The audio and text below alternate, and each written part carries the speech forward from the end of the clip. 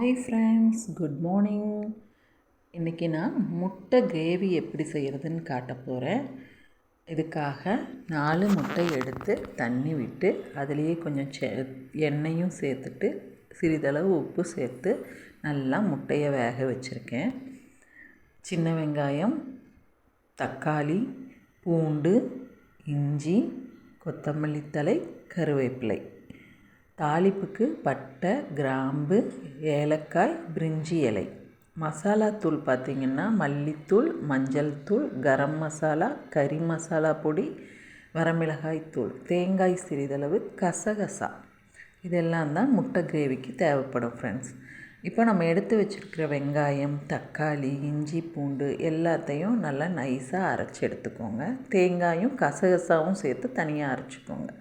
ஒரு வாணலியில் எண்ணெய் விட்டு பெருஞ்சீரகம் போட்டுட்டு தாளிப்புக்கு எடுத்ததை தாளிச்சிட்டு கருவேப்பிலை சிறிதளவு போட்டு தாளிச்சிட்டு அது கூட ஃபஸ்ட்டு இஞ்சி பூண்டு விழுதை வதக்கிக்கோங்க. அதுக்கப்புறம் நம்ம வெங்காயம் அரைச்சி வச்சுருக்கோம் இல்லையா, அதையும் போட்டு பொன்னிறமாகிற வரைக்கும் வதக்கி எடுத்துக்கோங்க. அதுக்கப்புறம் வதங்கினதுக்கப்புறம் தக்காளியையும் சேர்த்து அதுவும் நம்ம அரைச்சி வச்சுருக்கோம் இல்லையா, அதையும் சேர்த்து பெரட்டிட்டு எடுத்து வச்சுருக்கிற மசாலா தூள் அனைத்தையும் அதில் சேர்த்துட்டு தேங்காயும் கசகசாவும் அரைச்சிருக்கோம். ஏன் கசகசா சேர்க்குறோம் அப்படின்னா மட்டன் குழம்புக்கெல்லாம் அந்த காலத்தில் சேர்ப்பாங்க. டேஸ்ட்டு நல்லாயிருக்கும் ஃப்ரெண்ட்ஸ். அது கொதிக்கிறப்பவே அந்த வாசனை நம்மளுக்கு சாப்பிட்ணும் போல் தோணும். இந்த கிரேவிக்கு தேவையான தண்ணீரை ஊற்றி நல்லா கொதிக்க விடுங்க.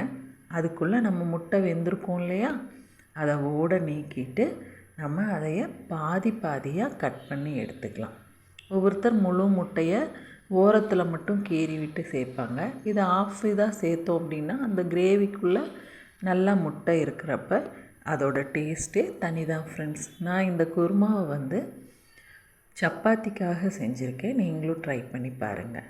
என்னோடய வீடியோஸ் உங்களுக்கு பிடிச்சிருந்தது அப்படின்னா சப்ஸ்கிரைப் பண்ணுங்கள், லைக் பண்ணுங்கள், ஷேர் பண்ணுங்கள். செஞ்சு பார்த்துட்டு சொல்லுங்கள் ஃப்ரெண்ட்ஸ்.